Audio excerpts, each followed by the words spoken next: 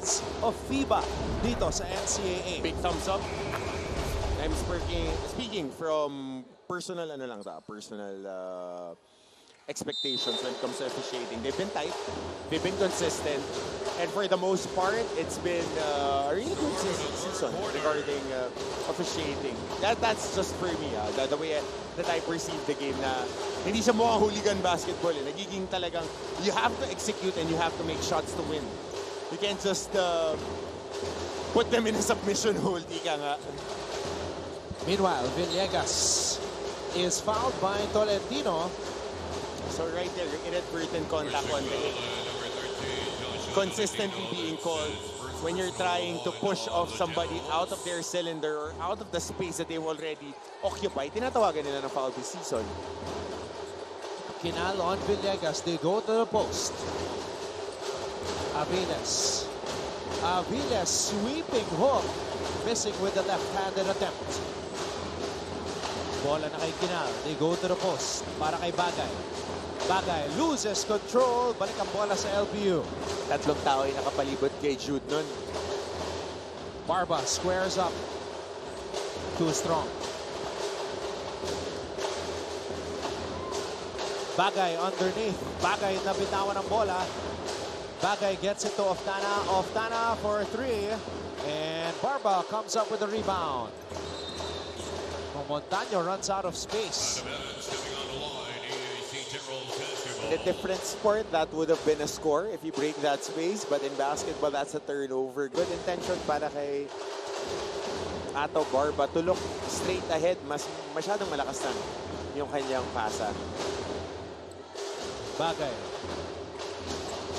Kinal. Shanoda.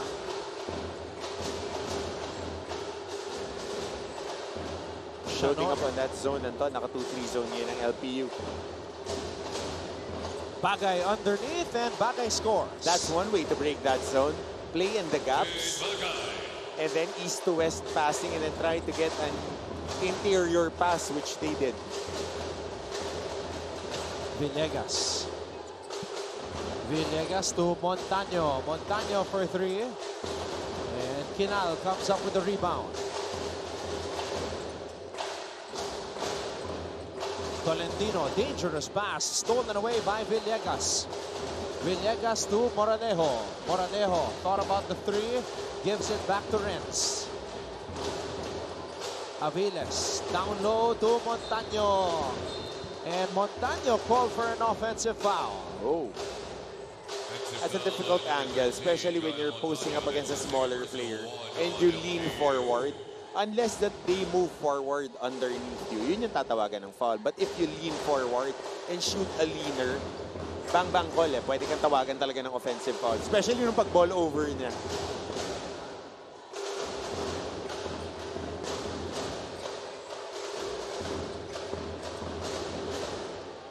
Tolentino.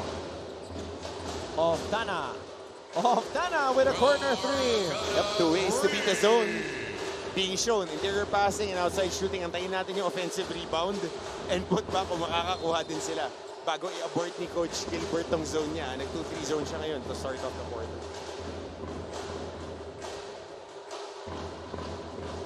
Let's get a courtside update from Glycel Galpo. Thank you, Anton. Coach Gilbert Malabanan opened the halftime huddle with a question on why they are committing hefty turnovers once again, which is opposite to what they aim to do today. On the other hand, he commended on how they started with a good ball rotation and recognition, pero hindi raw sasapat ito kung hindi sila nag-uusap-usap. Coach Gilbert emphasized on minimizing their miscommunication, saying that the EAC Generals are able to capitalize on their lapses. He ended the huddle by saying, hindi ito ibibigay ng hindi natin pinaghihirapan. This is our chance to prove them wrong. Anton and Coach Hammer. So just reopen the communication lines. Reminder from Coach Gilbert Malabanan as EAC reclaims this lead. EAC with a 5-0 start.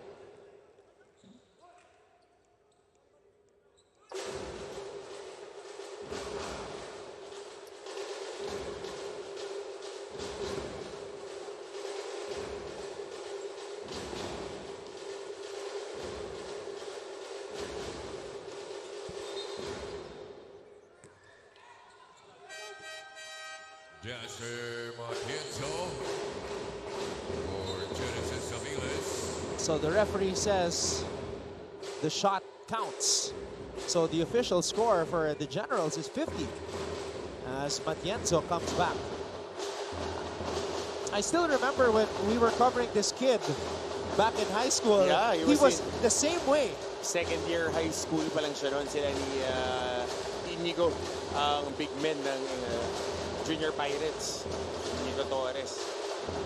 Oh, Villegas with a sidestep. Straight to the basket. Inias siya. Talagang merong pop yung first step niya. Pag nakauna siya sa'yo, mahirap habulin.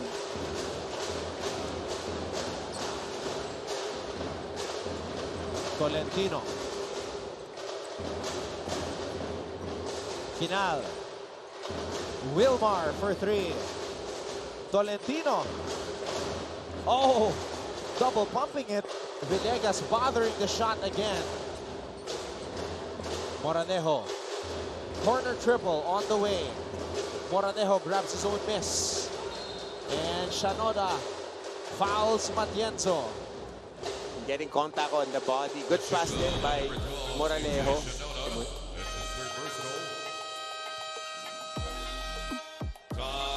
Difficult sidestep for Renz Villegas. That's the number 3 scorer in the NCAA. But his team is down by 2.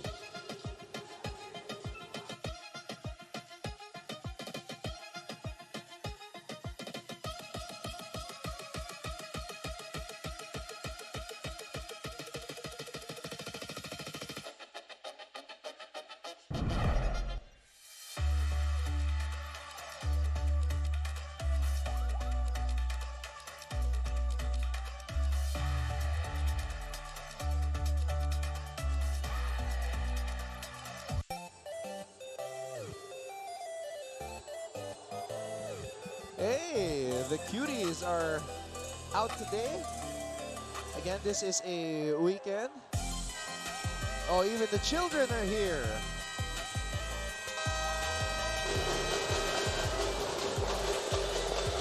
Getting exposed to this type of atmosphere.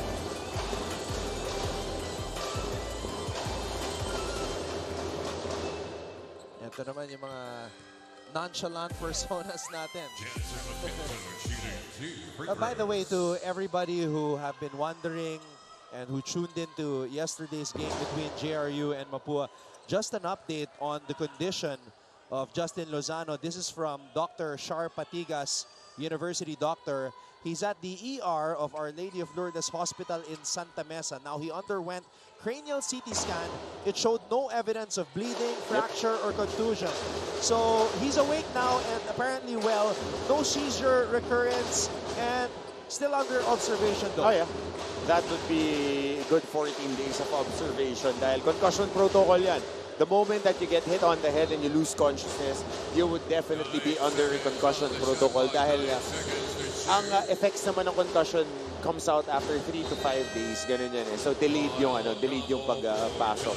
But it's a good sign that he is gising and he communicates kasi yun yung unang mawawala. Tapos ABC, tapos reverse na bilang. Yun ang unang agad papagawa eh. But that's a good sign. Good sign for Justin and for the whole GRU community. And I was trying to give Coach Nani a call yesterday, but they were after the game. Nakausap ko rin si Sean Salvador na okay naman daw si Justin. That's good news after that scary fall. And hindi naman sadya. It was an accident, which happens in sports. Matienzo. Hand off to Moranejo. Barba in the post. Barba. Wow. Leg seems to be okay. Yep. Maneuvering against, 3 defenders. Just splitting the double and stepping through. Oman umandak to finish off that shot. I think that fall was on Jude Bagay, if I'm not mistaken, Ton. You know, much respect to Ato Barba. He was taking a lot of heat during the beginning of the season. Pressure on his shoulders after the news of him not getting drafted. Playing poorly on opening day. And then he just continued to work. Scored 32 points, and now he's one of the top scorers in the league, just like last year. Well, I love what the younger generation uses when it comes to pressure. Mindfulness. Stay in the moment. Keep your mind on things that you have to do. And it's a different way of approaching things. Mindfulness. Be mindful lang kung anong nangyayari.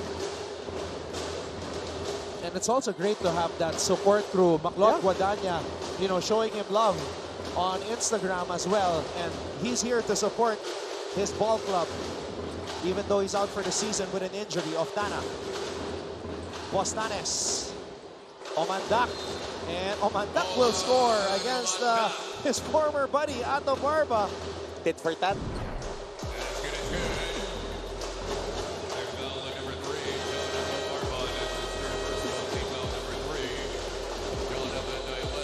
Actually, they're still cool. My mistake. I shouldn't say former buddy. Maliit lang yung mundo ng basketball, Anton. One day, you would be playing against each other. Next thing you know, magkakampi na kayo in the pros, in the semi-pros, in other leagues. It's a small family. It's a small community.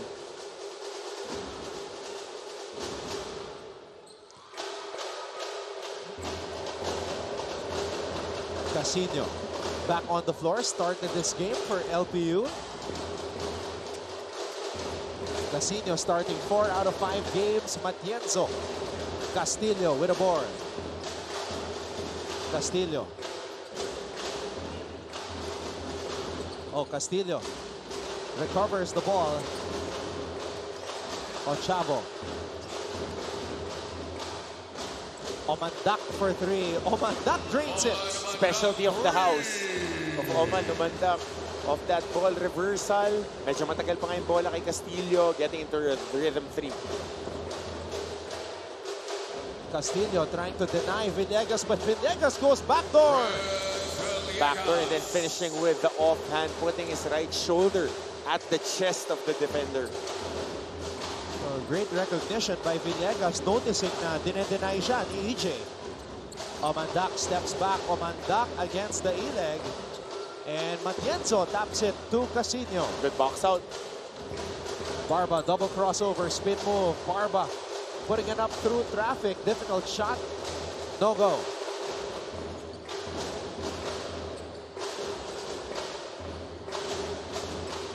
Postanes. Castillo against Casino.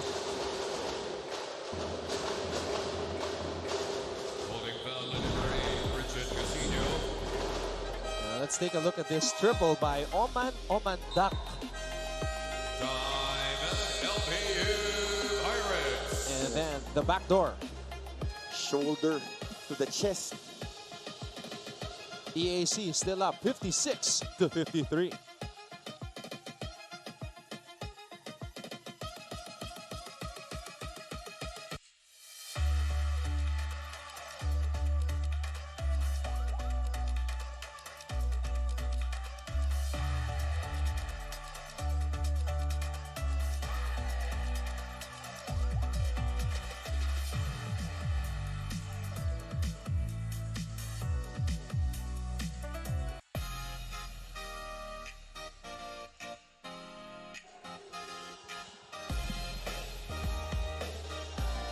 All right, let's take this moment to check the fits. The oversized shirts. Back in the day, you used to rock those, Coach Hammer? Oversized shirts? I just rock what is freely given to me by my grandparents. So, oversized man yan, maskip yan. Basta libre, okay yan kay Coach Hammer. Tsaka marami ako hand-me-downs from my uncle. Kaya when I was growing up, drip was not the problem. It's just me filling in those shirts. Shot clock at 14 seconds. 3 minutes and 2 seconds remaining here in the third. EAC ahead. Ochavo to Castillo. Castillo on the pull-up. Too strong.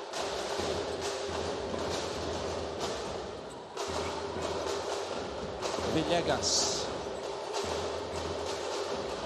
Dailek. Matienzo to Casino. Back to Matienzo. Oh, backdoor. And that's the second time na nabackdooran si Castillo. And they've been attacking the freshman and Simon Peñafiel.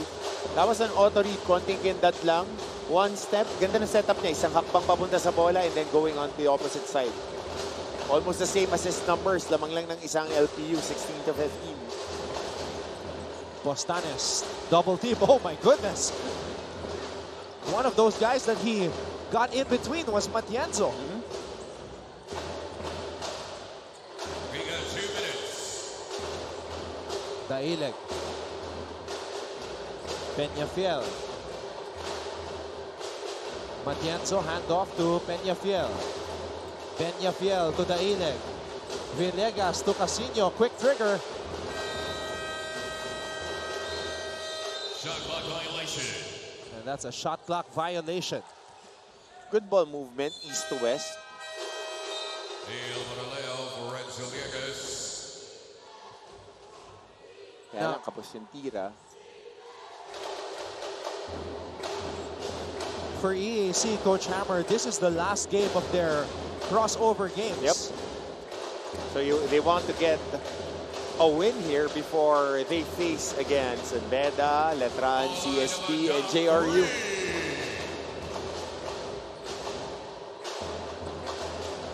Might be the best game for Oman Umandak. Oh. Scoring 11, but giving up that shooting foul right there.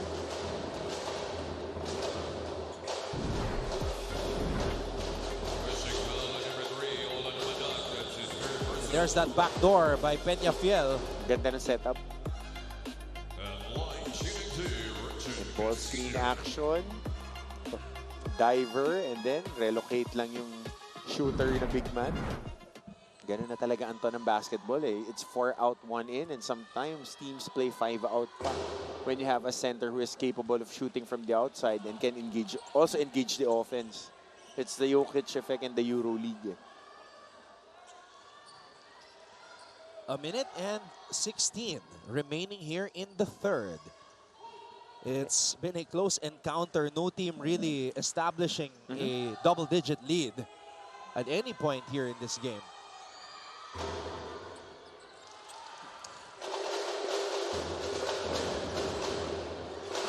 With the way LPU is missing free throws, Coach Hammer, we have to salute to the EAC pep squad. Oh. Oh, Saka Chabo. yung drummers nila. Oo. Consistent. Nagugulat eh. Daileg. Moralejo. Matienzo extended playing time here. Peñafiel. Richmond. Daileg for three. Daileg drains it. Now embracing the skill set ng mga players. Ako, I've been high on Daileg as a shooter kasi matangkad. He can gun from the outside. How about Loristo trying for a three? I was free. Daileg prior to today has only made 10 triples this season. Daileg has made 3 today, 3 out of 8. Hey, you gotta find him again. He's all alone. Will this be a fourth? Yeah. Yes, it will. Called it, Anton. Kasi pagka mga shooter, you see, maganda yung rhythm ng mga tira nila and the volume that he has been shooting in this game. Oh my! Oh man! Oh man! Oh man! Duck! 3 triples in the quarter. Talk about the big man catching fire. Jonathan Daileg adding a new dimension to his game. Just 10 made triples coming into this contest today. He has converted on 4. And there's a long ball from the former Pirate turned General, Oman Dak. Fourth quarter coming up. It's a 1-point lead for EAC. 62 to 61 is our official tally. As we enter the fourth quarter, the Generals protecting a 1-point lead. Casino air ball from the corner. Lucero nagbabalik sa ating laro. I'm seeing some perpetual lights enter the Phil Oil Center as we see Lucero drive to the basket. Good step-up screen by Jello Loristo. And Lucero, madulas talaga pag nakaka-turn ng corner at nadidip niya yung shoulders and he can get to the basket. Daileg. Long ball.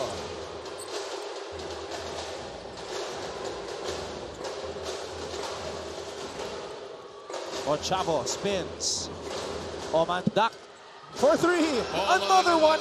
And he looks at the bench. He looks at the LPU bench after that three.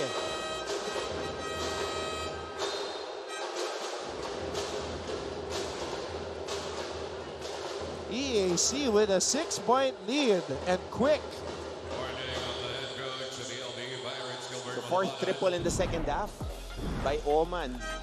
Ito yung sinasabi natin na pag naka-turn ng corner, tapos ang layo, hilaw yung head side.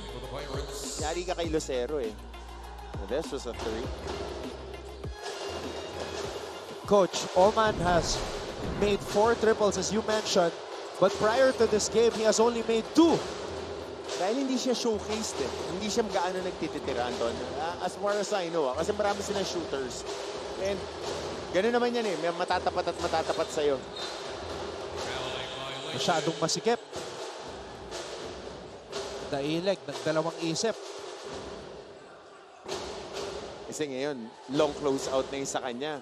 Tumatama yung 3-point shot, naka-4 na siya ngayong laro. Mas madiin na yung takbo papunta sa kanya. Tatanggalin na yung outside shot. So, napipilitan siyang ibaba yung bola ngayon na tumatake. Lucero umatake. Lucero with a floater. Oh, Loristo coming from nowhere.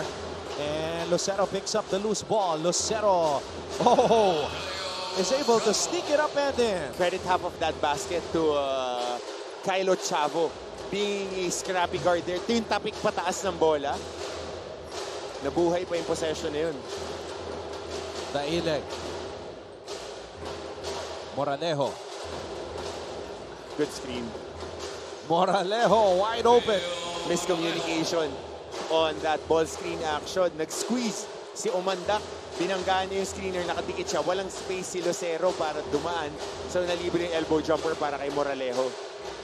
Lucero kills his dribble. That's a foul as Angeles will head to the line for 2. Let's get a courtside update from Glycel Galpo.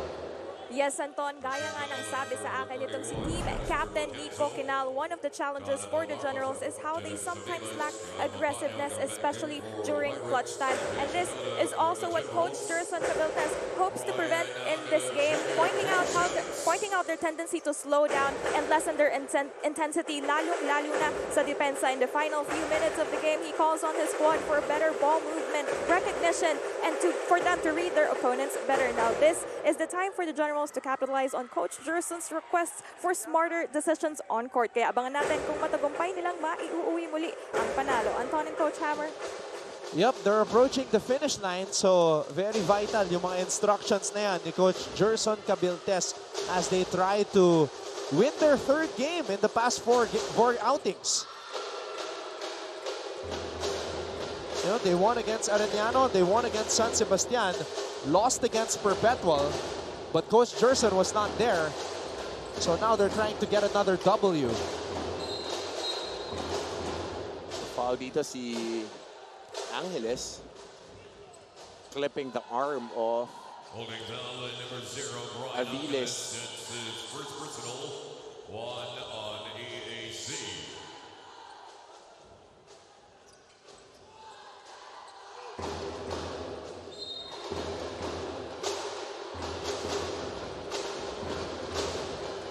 Moralejo to Barba. Montaño. Villegas. Villegas nabitawan ang bola. Lucero picks it up. Generals have the numbers.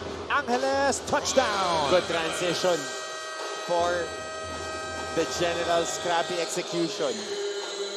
It is now the biggest lead of the game for EAC.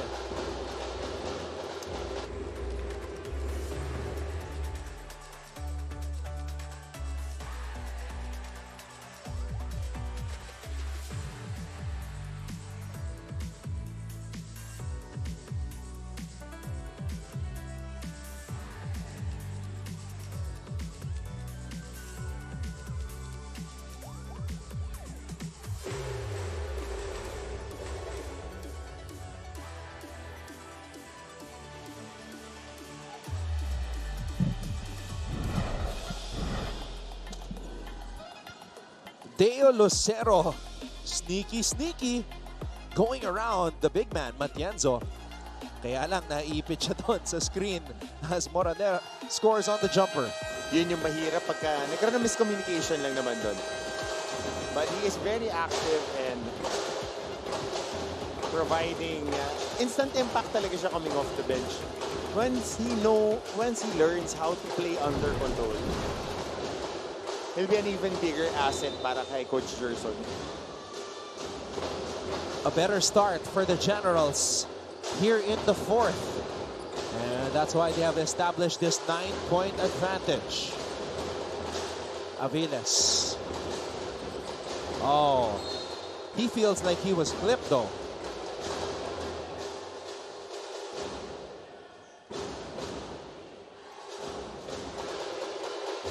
So EAC has Ochamo and Lucero on the floor at the same time. Lucero walking it up.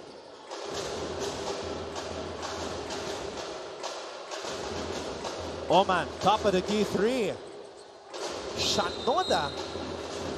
Oh no. Holding on to his ankle. Tweaked it a little bit on the landing, but papagpag yan. Number 13, Gael Montaño, that's his personal. Like say, papagpag yan. Station, Maracana, Nico Kinal, coming back in Oh, for yeah. LPU. You can see it turn, coach. But, lalo na pagka ganito, yung mid-season na, ankle sprains, only a day or two, especially if you're very conditioned. Importante yan pagka-condition ka eh. Yun yung magbibigay sa'yo ng confidence and physical, what do you call this, hardiness, you know, on that rolled ankle. Di naman, kaya nakatape naman. There's a foul.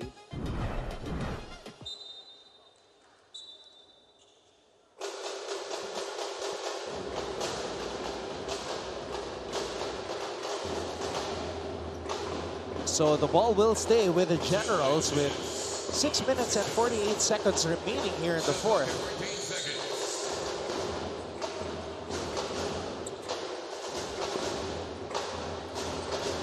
Lucero with 10 on the shot clock. Oftana. Angeles mula sa kanto.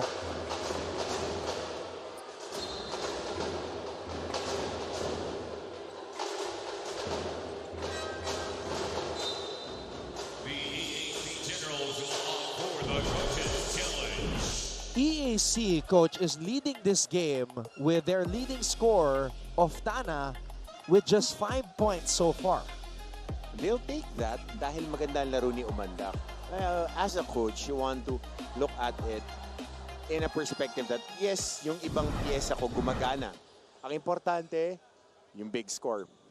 I mean, we saw it yesterday in the bed game. Andrada, 0. Sahonia, out of the game. They won by 20. They want other pieces to move forward. Alam natin sa Letran, ganun din. I mean, Manalili would always be Manalili, but the other guys stepping up, iba-iba yung nagiging supporting cast. Last win nila, Kukaha wasn't going. Kevin Santos was doing well. So, laging ganyan eh. When you're going into the playoffs, you want everybody to be engaged, everybody to be active, especially if you're a contender, para meron kang iba pang bala pagka tinanggal yung mga primary weapons mo. Challenge is successful. Ball will stay with EAC. 1 second on the shot clock, 1 second to shoot.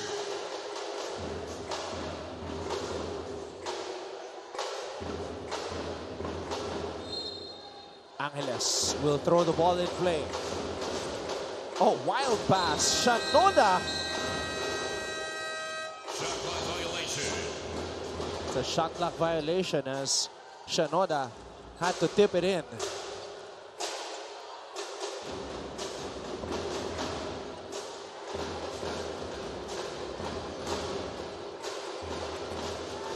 Villegas. Montaño to Barba. Barba on the move. Barba, what a delivery. What a delivery. And Aviles was fouled as 3 white shirts surrounded him. Number 91, second personal to So off the attack, right inside the shaded area, shrink. 3 guys getting attracted there. Because Ato Barba commands so much attention. As you said, he's one of our top 5 scorers. Every time he attacks, he engages the defense. Maraming pumupunta. So yung mga drop pass, laging available yan. And out of balance na yung depensa pagka sumabay sila, which happened there. But they just need to knock down their free throws. 0 for 2 sa pagkakataon na yun para kay Aviles. EAC has a chance to turn this one into a double-digit lead. Good pass. They do. Shanoda finding Angeles. What happened to the LPU Pirates here? Itong mga galaw ni Shanoda, awkward tignan, but it's effective. He goes hard, so he commands the defense too, and then dropping it at the last moment. Pero LPU, meron silang scoring spell to start off this 4th quarter. Yeah, LPU has only scored 2 points so far. Di pa nahawakan ni Villegas yung bola. Montaño misfiring.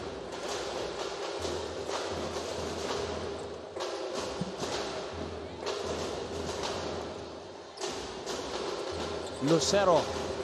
One-handed floater. Deo Lucero is feeling it. Grabe. Ang bilis ng pagkambyo niya papunta sa kanan. He really is great to watch when he is on. Aviles. Oh, Has travel. Shanoda pulling the chair from under him. traveling violation. Mahirap yan lalo na pagka-drop step ka tapos may tao sa likod. Yung post chair, kailangan mo i-balance yung sarili mo. Coming back in for the Pirates. Post defense, post coaches on offense would want you to get a good spread open drop before you get into a move. Tsaka traffic, maraming tao. EAC trying to hang on here. This is their biggest lead of the game.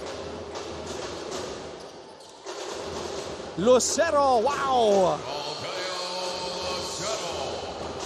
That was a good move by Aldeo Lucero.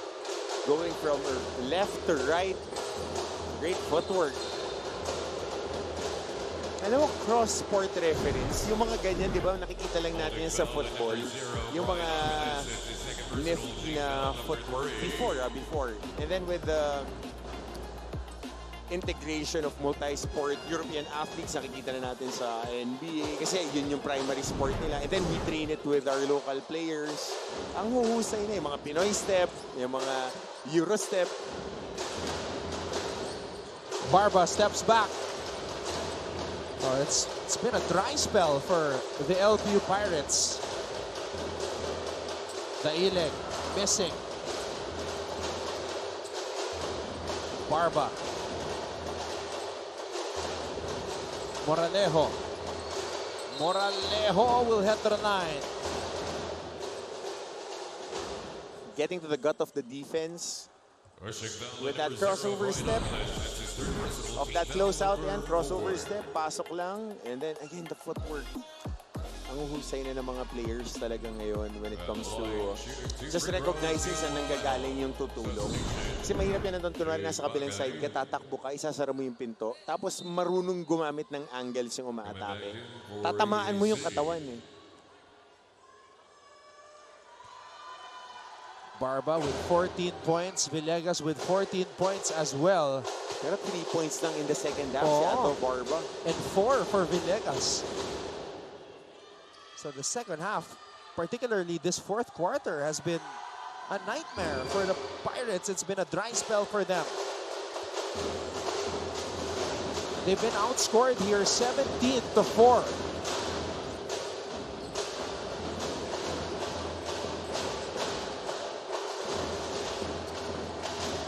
Coach Gerson Cabiltes ng titiwala dito kay Lucero to bring them home as their court general. And look at Lucero milk the clock. Oh, he pulls up on a three. Villegas accelerating. Villegas binitbit ang bola. Origue out to the Ileg. The Ileg for three. In and out. Villegas to Barba. Barba spins. Barba finishes with the left hand. Nifty move. Beato Barba just spinning away from the traffic and getting inside for a layup. Kinal. Nico Kinal has not scored here in the second half. Lucero comes up with a steal.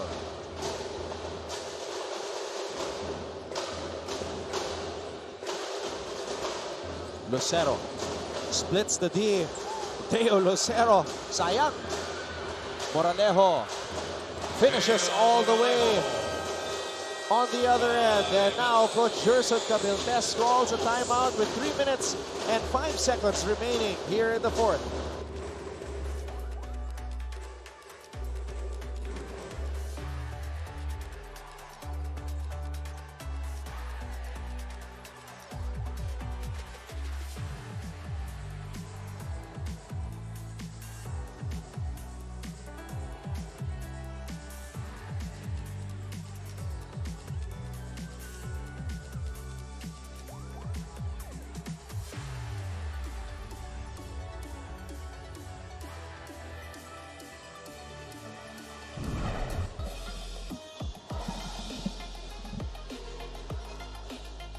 Basics and fundamentals. Just spinning, left hand finish, left side, left hand. Now that was not basic. And this is LPU basketball. Getting a stop, getting to score right in transition. Chipping away, you have, what, 3 minutes and 5 seconds remaining. Try to lower the lead and then be at striking distance.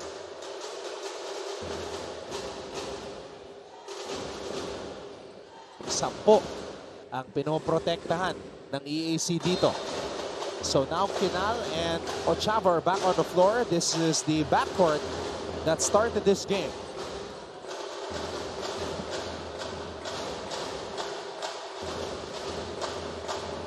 Oftana to Kinal. Can Kinal catch fire? Kinal launches for three. Barba tracks down the loose ball. Barba steps back for three. Air ball. And Coach Gilbert is telling him to drive it. Oh, mahaba pa tong oras. Atakihin lang.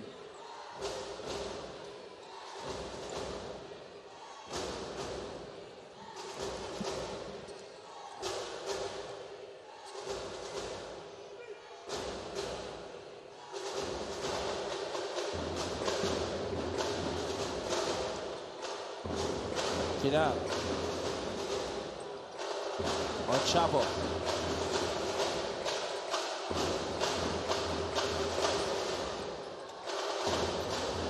On Chavo.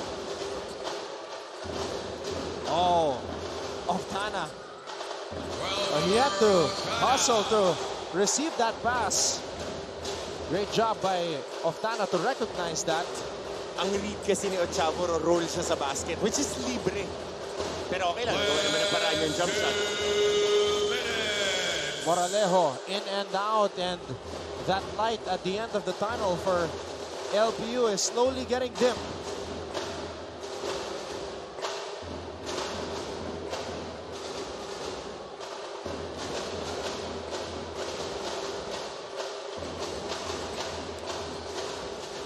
Omandak. Long ball. Daileg. Ochavo picks it up. Omandak on the drive and not yet in the penalty end of LPU. Good job by Oftana to track that ball. And Gerson Cabiltes loving it. One of the more passionate coaches that we know.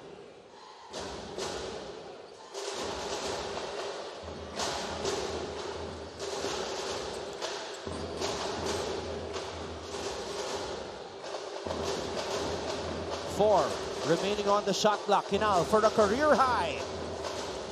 Just a little bit too strong. Tough shot though. Villegas. Balik sa 10. Less than a minute to play. Ngayon lang nakahawak ng bola si Renz Villegas in the fourth quarter. Which is surprising, huh? And it's not like EAC is doing anything to deny him the ball. Ochavo. Kinal. A career high for the EAC team captain. Siya ang nagsimula. Siya din ang magtatapos.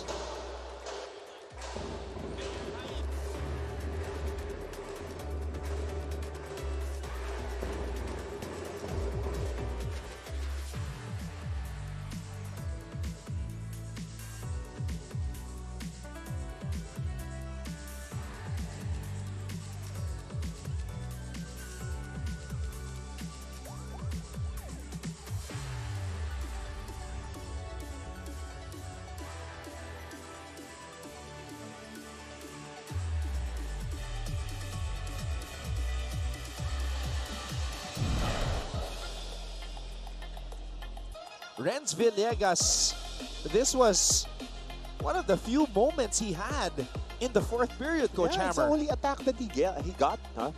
Na siya yung naging point of attack in transition pa. And then, Nico Kinal with that three-pointer registers a new career high. 18 points for the EAC captain. First play of the game, Coach Hammer, was drawn for Nico, and Nico delivered.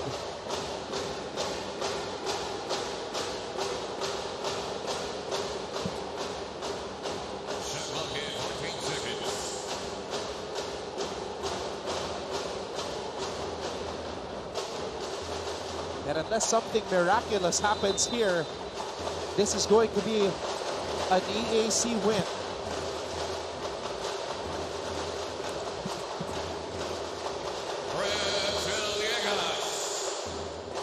Probably too little, too late for LPU.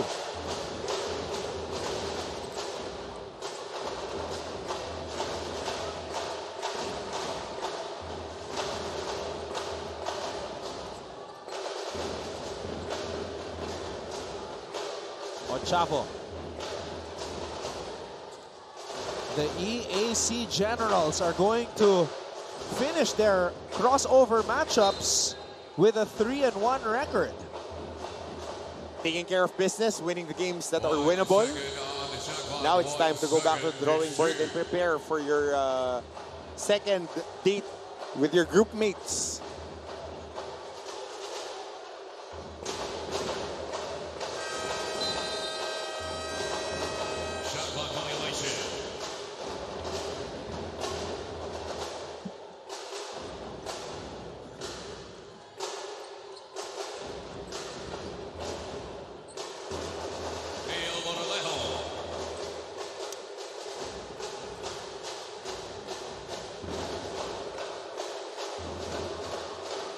Coach Gerson Cabiltes, 3-1 now in the crossover matchups.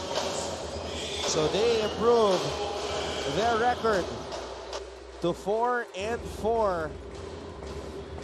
And the glasses are back on for the captain, Nico Kinal. 18 points, a career high. And what a win for EAC. We will listen to the school hymns and then take a break. And back with post-game coverage dito sa Season 101 ng NCAA.